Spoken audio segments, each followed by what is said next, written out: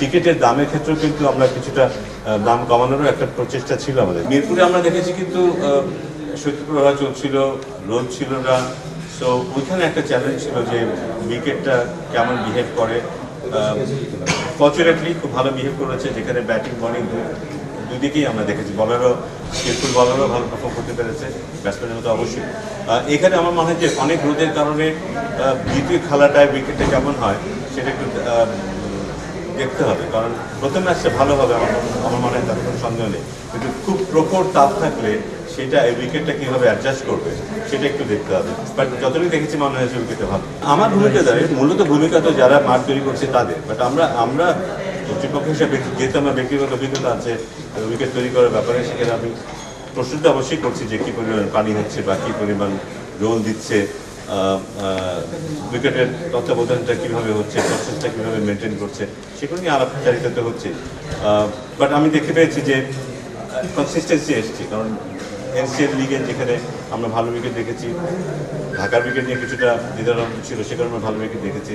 So বোঝা যায় যে আমাদের যারা মাঠ তৈরি করে তাদের মধ্যেও কনফিডেন্স ডেভেলপ হচ্ছে, তারাও একটা প্যাটার্ন পাচ্ছে যে হ্যাঁ এইভাবে করলে বোধহয় ভালো হয়। কারণ যে ওয়েদারে খেলা হয়েছে ঢাকায় সেটা মোটেই সহজ ছিল না, সেখানেও এমন উইকেট করতে পারাটা কিন্তু কিছুটা দেখলে আমাদের অনস্টার। প্রেস বক্সের কাজটা শুরু হবে হয়তো আজকে বিকেল থেকে বা কালকে থেকে।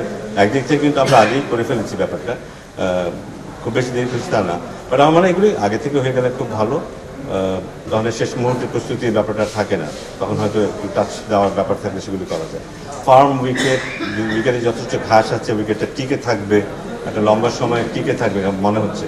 তারপরে উইকেটে খেলা যখন শুরু হবে তখন আসলে বোঝা যাবে, কিন্তু দেখে মনে হচ্ছে উইকেটে যথেষ্ট ফার্ম, মানে হার্ডনেসটা যথেষ্ট ভালো। তার মানে হচ্ছে উইকেটে বাউন্স থাকবে, একটু উইকেটে পেসও থাকবে। এখন কথা হচ্ছে যে এই উইকেটটা দুটো ম্যাচ ধরে রাখতে পারে কি না সেটা দেখার বিষয়, বাট আমার মনে হয় যে পারবে। টিকিটের দামের ক্ষেত্রেও কিন্তু আমরা কিছুটা দাম কমানোরও একটা প্রচেষ্টা ছিল আমাদের, যেন দর্শকের জন্য আসাটা সহজ হয়। এবং আমরা আগের তুলনায় কিন্তু দর্শকদের বারবার বলে এসেছি যে এই যে পানির যে ব্যাপারটা, পানিটা সহজলভ্য হয়েছে, এখন খাবারের যে স্টলগুলো থাকবে সেখানে ঠিক দামে তারা খাবারটা খেতে পারবে। সো এগুলো নিশ্চয়ই দর্শকদের আকর্ষণ করবে। প্লাস যেহেতু ঢাকায় ভালো খেলা হয়েছে, রান হয়েছে, সেটা নিশ্চয়ই তাদেরকে এনকারেজ করবে মাঠে আসার জন্য। আমি আশা করবো যে হাউসফুল থাকবে। জুলাই বিপ্লবে যারা আত্মত্যাগ করেছে তাদের স্মরণে আমরা সবসময় স্মরণ করি তাদের, বাট সেখানে যারা আহত হয়েছে, যারা কন্ট্রিবিউট করেছে, যারা বিশেষ করে আহত হয়েছে তাদের জন্য একটা জোন আছে এখানে। এবং ডানা 36-এর ব্যাপারটা সেটা তো আছেই।